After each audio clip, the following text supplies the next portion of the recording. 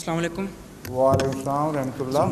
خاک سار کا نام محمد الیاس ہے، میرے والد کا نام محمد یوسف مجوکا ہے۔ جی جی حضور، میں نے کسی کتاب میں ایک سوال پڑھا تھا، کسی دہریے کا ہے، اور اس کا سوال یہ تھا کہ وہ کہتے ہیں کہ آپ کہتے ہیں کہ اللہ تعالیٰ مالک ہے اور ازل سے مالک ہے، اسی طرح آپ، اور انہوں نے لکھا یہ تھا، کہتے ہیں کہ آپ مالک ہونے کے لیے ضروری ہے کہ اس کے لیے کوئی مخلوق بھی ہو، تو کہتے ہیں کہ جب کہ آپ کہتے ہیں کہ اللہ تعالیٰ ازل سے مالک ہے تو یقیناً خدا تعالیٰ پہلے موجود ہوگا، کیونکہ وہ مالک ہے اس لیے اس نے بعد میں مخلوق بنائی ہوگی۔ کیا وہ کہتے ہیں کیونکہ خدا تعالیٰ پہلے سے موجود ہوگا، وہ مالک ہے اور اس نے بعد میں مخلوق بنائی، لیکن کہتے ہیں کہ جب مخلوق بعد میں بنی اس کا مطلب ہے کہ پہلے ایسا وقت ہوگا جس وقت مخلوق نہیں تھی۔ کوئی ایسا دور نہیں ہے جب مخلوق نہ ہو، جی کیونکہ صفات کا جو تعلق ہے وہ ذات سے اس طرح کا ہے جیسا خوشبو کا پھول سے ہے یا رنگ کا پھول سے ہے۔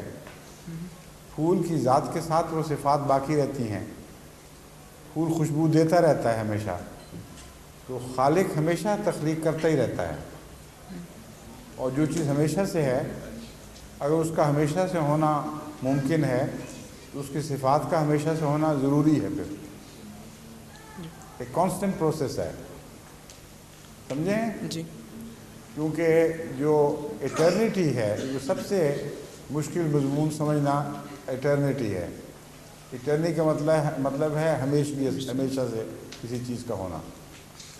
یہ جو کائنات ہے یہ ہمیں موجود دکھائی دے رہی ہے، اور یہ ہم سمجھتے ہیں کہ از خود کچھ نہ کچھ بھی نہ ہو تو اچانک خود بخود کچھ پیدا نہیں ہو سکتا، کیونکہ ساری سائنسز ہمیں بتاتی ہیں کسی چیز سے کوئی چیز بنتی ہے، از خود نہیں بنتی۔ تو اور کچھ نہیں تو اس کائنات کو ایٹرنل ماننا پڑے گا کہ نہیں، ہمیشہ سے، اور اس کی صفات کو بھی ہمیشہ سے ماننا پڑے گا۔ اگر بے جان چیز ہمیشہ سے مانی جا سکتی ہے اور بغیر شعور کی چیز ہمیشہ سے مانی جا سکتی ہے، تو شعور والی چیز کا ہمیشہ سے ماننا کیوں مشکل ہے؟ خصوصیت سے اس لیے کہ جو بے جان چیز ہے اس پر کوئی باشعور ہستی عمل کرتی ہوئی نظر آ رہی ہے، اور بے شعور اپنے آپ کو اس طرح ترقی نہیں دے سکتا، تو معلوم ہوتا ہے کسی شعور کا ہاتھ باہر سے اس پر کار فرما ہے۔ تو جو شعوری ہاتھ ہے وہ ہمیشہ سے ہے اصل میں، اور بے شعور ہستی ہمیشہ سے نہیں ہے، وہ پیدا ہوتی ہے، مٹتی ہے، پھر پیدا ہوتی ہے، اور یہ ضروری نہیں کہ ایک وقت میں ساری کائنات خدا کی کالعدم ہو جائے۔ ہماری کائنات مٹ سکتی ہے، کسی اور جگہ ابھر سکتی ہے۔ چنانچہ اب جو بلیک ہول کے اسپیشلسٹ سائنٹسٹ ہیں انہوں نے میتھمیٹیکلی ایک ایسی چیز کہی ہے جس کے متعلق پہلے سے مجھے خیال تھا کہ ہو سکتا ہے یوں ہوا ہو، لیکن اب اس کا سائنٹیفک پروف نہیں لیکن سائنٹیفک رجحان نظر آنے لگ گیا ہے۔ میں یہ سوچتا تھا کہ جو بلیک ہول میں ساری کائنات غائب ہوتی ہے تو ہو سکتا ہے کسی اور ڈائمینشن میں وہ ری اپیئر ہو جائے، ایک طرف سے غرق ہو رہی ہے دوسری ڈائمینشن میں اپیئر ہو جائے۔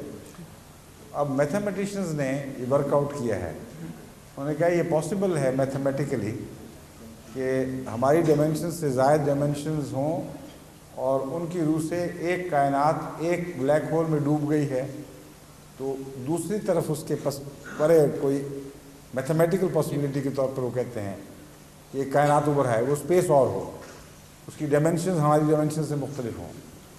تو خدا کے لیے تو چاہے اس طرف کائنات ہو یا اس طرف کائنات ہو، مالکیت قائم رہتی ہے۔